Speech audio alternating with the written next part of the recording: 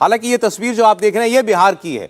देखिए तस्वीर है जीप की, लाल रंग की जीप है, चला रहे हैं तेजस्वी यादव और बगल में बैठे हुए हैं राहुल गांधी, पीछे बैठी हुई हैं पूर्व लोकसभा अध्यक्ष मीरा कुमार। ये तस्वीर जो है आप कह सकते हैं कि ये गठबंधन की गांठ दिखाती तस्वीर भी है। अब वैसे इंडिया गठबंधन में बहुत सारे प्रतिबद्ध लोग जो हैं वो नहीं बचे हैं, एक एक करके बहुत ज्यादातर लोग तो अलविदा कहे गए हैं, लेकिन तेजस्वी यादव अभी भी राहुल गांधी के साथ डटे हैं, खड़े हैं, मौजूद हैं इस अलायंस के अंदर। ये तस्वीर आज बड़ी चल रही है सोशल मीडिया पर, बड़ी चर्चा हो रही है इस तस्वीर की कि दोनों नेता जीप में आगे बैठे हैं, तेजस्वी खुद ड्राइव कर रहे हैं, क्या बातें कर रहे होंगे। अब ये क्या बातें कर रहे हैं ये तो हम अभी फिलहाल नहीं कह सकते, लेकिन इसके बाद जब ये सभा में पहुंचे, उस सभा में जो बातें मंच के ऊपर हुई, माइक पर नहीं मंच पर, वो हम आपको दिखाते हैं। तो अब मैं आपको एक दो वीडियो दिखाने जा रहा हूं। ये वीडियो मैं ये भी बता दूं कि ये उसमें जो बातचीत होती है नेताओं के बीच में, जब माइक ऑन रह जाता है थोड़ी बहुत आवाज आती रहती है, तो उस किस्म की ये बातचीत है। राहुल गांधी और योगेंद्र यादव वो दोनों आपस में बात कर रहे हैं। योगेंद्र यादव के लिए बस एक कॉन्टेक्स्ट में आपको बता दूं, कांग्रेस पार्टी को जानने वाले काफी लोग ये कहते हैं कि राहुल गांधी योगेंद्र यादव की काफी सुनते हैं, या ये कह लीजिए कि योगेंद्र यादव राहुल गांधी तक आसानी से पहुंच जाते हैं। ये पिछले कुछ हफ्तों से, महीनों से हम लोग भी सुनते आ रहे हैं। अब मंच पर योगेंद्र यादव बैठे हैं, तेजस्वी बैठे हैं, राहुल गांधी बैठे हैं, आप देख रहे हैं सामने बैठे हैं किसान। बात हो रही है कृषि कानूनों की। स्वामीनाथन आयोग ने जो सिफारिश की हुई है एमएसपी की, उस एमएसपी की चर्चा हो रही है। अब ये बीजेपी के इकोसिस्टम के जितने सोशल मीडिया हैंडल हैं वो इस बातचीत को बड़ा ट्रेंड करा रहे हैं इस वक्त एक्स पर, जो पहले ट्विटर था, और उस पर कह रहे हैं कि योगेंद्र यादव किसानी खेती को लेकर के राहुल गांधी को ट्यूशन दे रहे हैं। ऐसा क्या इस बातचीत में, आप देखिए। किसान घाटे के सौदे में है, इसलिए इसका खेती करना बंद कर रहा है किसान। होना चाहिए, बोलिए ना। Premium quality rice which is not purchased on MSP. MSP में सिर्फ लोएस्ट क्वालिटी राइस को लिया जाता है, TRP. This is very premium. इसकी मार्केटिंग नहीं होती यहाँ पे। सरकार उसके पक्ष में कोई कार्रवाई नहीं करेगी।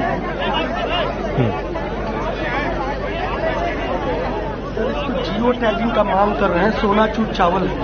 हम लोग इसको विधानसभा में जियो टैगिंग के लिए मांग कर रहे हैं। तेजस्वी जी के रहते हुए इस गठबंधन के सरकार ने एक प्रयास भी किया था, समीर कुमार महासेठ उसके मिनिस्टर थे, लेकिन सर अभी तक तो क्या हुआ।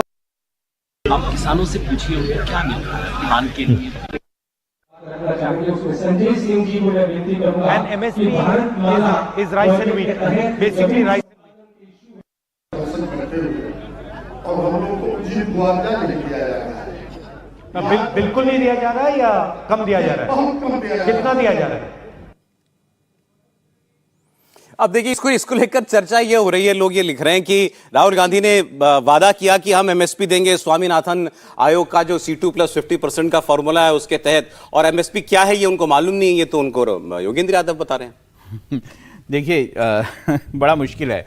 जो C2+ जो 50% का फॉर्मूला है, वो जितनी लागत, उसको समझना मैं आसान कर देता हूँ, जितनी लागत किसान की लगती है किसी चीज़ को उगाने में, किसी फसल को उगाने में, उससे 50% ज़्यादा दाम, ये C2+50 का वो है। अब राहुल गांधी क्या समझते हैं कि हम पहले भी इस पे चर्चा कर रहे थे कि क्या एमएसपी गारंटी जो है वो पॉसिबल है। 5 ट्रिलियन रुपीस जो है वो जो है देने पड़ेंगे अगर हम इस तरह के किसी फॉर्मूले को। राहुल जी बस मैं इतना बता दूं, अभी जो जिस कॉन्टेक्स्ट पे हम बात कर रहे हैं, सवाल ये पूछा जा रहा है क्या राहुल गांधी को मालूम है एमएसपी क्या होती है या स्वामीनाथन आयोग का फॉर्मूला क्या है? देखिए ये तो अब मैं उनके उस पर कमेंट नहीं कर सकता हूं कि उनको मालूम है या नहीं मालूम है। वो नेचुरली अगर वो पॉलिटिक्स में है और एमएसपी को बार बार उठाने की सोच रहे हैं, तो एमएसपी ज़रूर पड़ा होगा कि कितनी फसलें उसमें आती हैं 23-24, और क्या एमएसपी का पूरा जो है गणित है, ये उन्होंने पढ़ा होगा तभी वो बोलेंगे। लेकिन हमने ज़्यादातर ये देखा है कि राहुल गांधी ऐसी बातें कर देते हैं जिससे अक्सर जो है ट्विटर पर ट्रोल होने लगते हैं कि उनको कितना मालूम है इन सब चीज़ों के बारे में और कितना नहीं मालूम। ओम जी, आपको ट्यूशन जैसा कुछ लगा या सामान्य बातचीत है? जी, मुझे लगता है कि भाई मिनिमम सपोर्ट प्राइस और उस पर C2+50% का जो फॉर्मूला है वो अब कितना राहुल जी जानते हैं, ये तो राहुल जी ही बता सकते हैं। उस पर कुछ भी सही बात अभी हुई कि उस पर कुछ कमेंट करना ठीक नहीं है, लेकिन अभी जो प्रक्रिया चल रही थी उससे यही लगा कि बेसिक्स बताने की ही कोशिश है कि कम से कम वो जो बेसिक्स हैं उसमें कोई ऐसी बात ना बोल जाएं जो फिर एक नए वीडियो का और नए शॉर्ट्स और रील्स का रूप ले ले। मुझे लगता है कि कहीं इसी तरह का को बचाया जा रहा था। C2+50% की मांग लगातार उठ रही है और उसमें मुझे लगता है कि दोनों आपस में एक दूसरे को कुछ समझाने की, मतलब उनकी ओर से राहुल जी को कुछ समझाने की कोशिश की जा रही है। अब गाय बगाए राहुल गांधी निशाने पर आ जाते हैं। नहीं, मुझे लगता है राहुल गांधी को मतलब कृषि की बेसिक समझ है, इसमें कोई दो राय नहीं। देखिए, जब भी वो महाराष्ट्र जाते हैं तो किसानों से मिलते हैं। अभी उत्तर प्रदेश गए तो वो धान की खेती के समय चले गए थे, वहाँ चर्चा करते हैं, फिर वो अपनी सलाह देते हैं।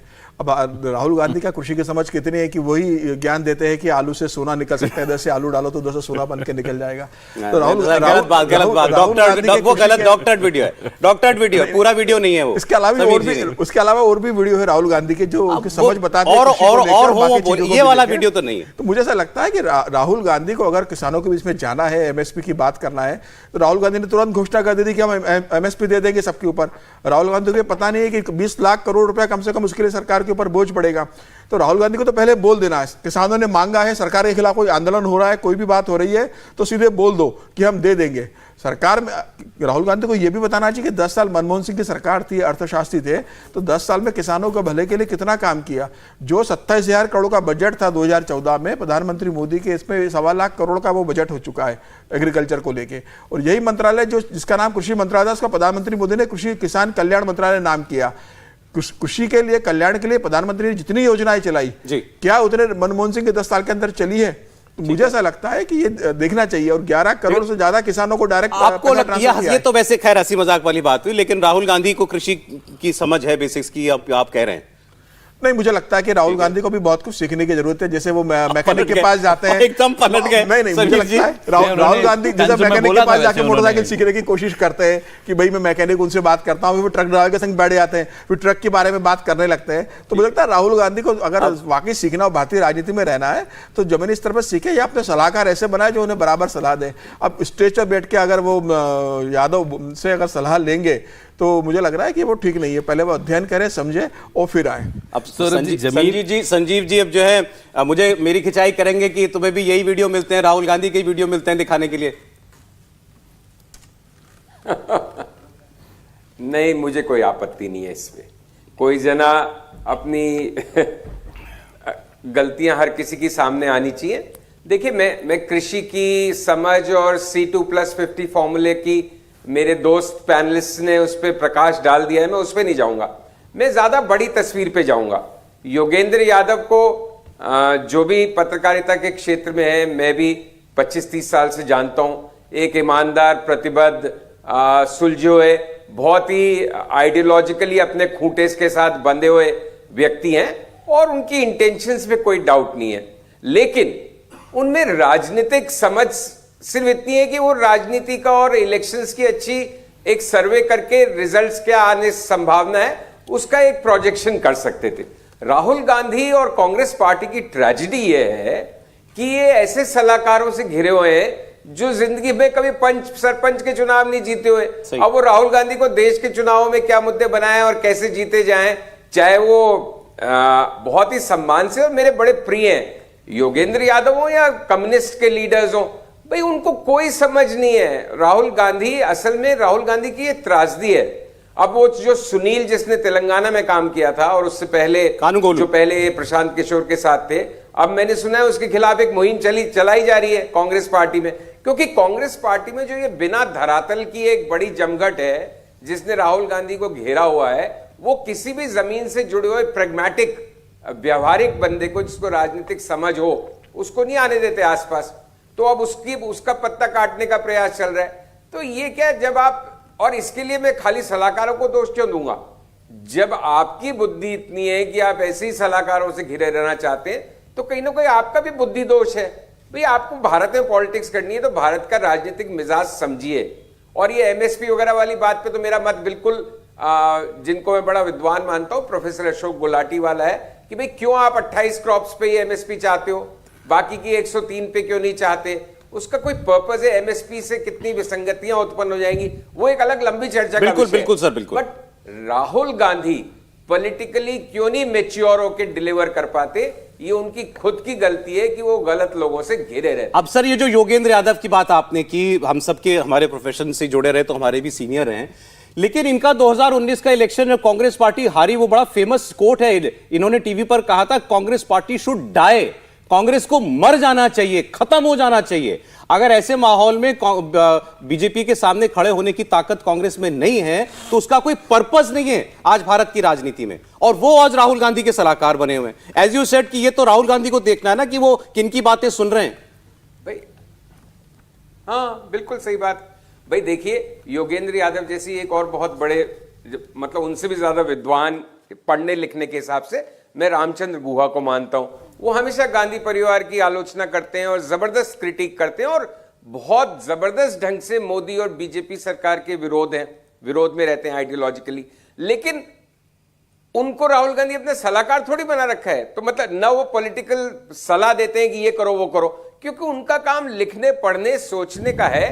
तो ये गलत, मतलब आपकी पूरी ट्रेनिंग तो एक अलग बैकग्राउंड में हुई है और अब आप बन गए एडवाइजर, पॉलिटिकल एडवाइजर। मतलब मुझे अच्छा भी नहीं लग रहा एक्चुअली। योगेंद्र जी बहुत अजीज है मेरे, और वो सुनेंगे तो उन्हें लगेगा संजीव क्या बोल रहे हैं, लेकिन बात यह है कि आप गलत स्टेडियम में खेल रहे हैं, ठीक, गलत जगह घुंघरू बांध के नृत्य कर रहे हैं, ठीक है ना। और राहुल गांधी ऐसे लोगों से घिरे हुए हैं। राहुल गांधी और कांग्रेस पार्टी की ट्रेजेडी है। मैं तो सर, ये तो बात हम लोग दसियों साल से सुन रहे हैं कि राहुल गांधी के इर्द गिर्द एक कोटरी है, राहुल गांधी के एडवाइजर्स जो हैं वो पॉलिटिकली मैच्योर नहीं है या वो ग्रास रूट के पॉलिटिशियंस नहीं हैं।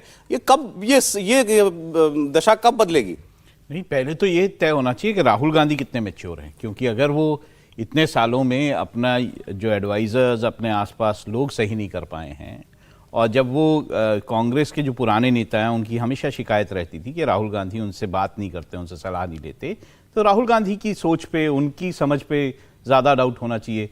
ये कांग्रेस पार्टी पे डाउट क्यों होना चाहिए? अब अगर कांग्रेस पार्टी के लोग वैसे ही लोग हैं जो कि उन्हीं को धुरी बनाकर उसी के आसपास घूमना चाहते हैं, तो कांग्रेस की ये त्रासदी है कि कांग्रेस ऐसी हो गई। पहले राहुल गांधी के बारे में कहा जाता था कि कनिष्क सिंह राहुल गांधी के सलाहकार हैं, वो पूरा डिसीजन लेते हैं। कनिष्क की पूरी कांग्रेस निर्भर है। हाँ, पहले फिर कनिष्क सिंह का चलता रहा, बाद में कनिष्क सिंह चले गए, फिर कोई दूसरे एडवाइजर आएगा राहुल गांधी के। तो मुझे लगता है राहुल गांधी खुद भी नहीं समझ पाते, लेकिन कम से कम जिस पार्टी से उनकी कॉम्पिटिशन है, जिससे वो जीतना चाहते हैं, भारतीय जनता पार्टी, उसकी राजनीति कैसे होती है, वहां के राष्ट्रीय अध्यक्ष है, वहां के प्रधानमंत्री मोदी, अमित शाह कैसी राजनीति कर रहे हैं। 2014 से लेकर 2024 10 साल में राहुल गांधी कम से कम उनकी राजनीति देख के कुछ सीख लेते। प्रशांत किशोर 2014 में आए थे प्रधानमंत्री मोदी का नारा चाय पे चर्चा देके, उसके बाद उनको लगा प्रशांत किशोर को कि वो पूरी भारतीय जनता पार्टी हाईजेक कर लेंगे, वो प्रधानमंत्री के सलाहकार बन जाएंगे, वो अमित शाह के सलाहकार बन जाएंगे। क्या प्रशांत किशोर उसके बाद भारतीय जनता पार्टी में टिक पाए? भारतीय जनता पार्टी के तो प्रधानमंत्री नरेंद्र मोदी और अमित शाह खुद इतने राजनीति रूप से इतने एक्सपर्ट है, इतना जमीनी हकीकत समझते हैं, जनता से जुड़े हुए, उन्हें पता है कि जनता का मुद्दा क्या है, जनता के बीच कैसे जाना है और किस मुद्दे को उठाकर लेके जाना है, विपक्ष की कमजोरी क्या है, उसे जनता के बीच कैसे लेके जाना है। ओम जी बिल्कुल, देखिए जमीनी जो हकीकत है उसको समझना सबसे जरूरी है। अगर आपका ठीक है ग्राउंड का जो एक्सपीरियंस है अगर नहीं है, तो ये तो आपको ही तय करना है ना कि किन लोगों से आप सलाह लेंगे। जो डिफरेंट मुद्दे हैं, आपको कृषि के बारे में समझना है तो किन ऐसे 1 2 3 4 एक्सपर्ट से जिनकी राय आपको कम से कम व्यवहारिक राय मिले, ऐसे तो आपको ही चयन करना है। रिलीजन के मुद्दे पे कोई बात करनी है तो किससे करनी है, स्पिरिचुअल मुद्दे पे बात करनी है तो किससे करनी है, हिस्ट्री के मुद्दे पे बात करनी है तो किससे करनी है, तो आपको ही चुनना है। और ये चयन का अधिकार तो केवल उन्हीं के पास है। ये पहली चीज है कि अगर ग्राउंड रियलिटीज, ग्राउंड की चीजें उनको नहीं पता है तो चयन उनको करना है। और अगर वो गलत लोगों से सलाह लेंगे या ऐसे लोगों से लेंगे जिनकी सलाह पता नहीं उनको सूट कितनी करती है और करती है कि नहीं करती है, पसंद ही आती होगी तभी सलाहकार हैं उनके। जी मतलब बिल्कुल।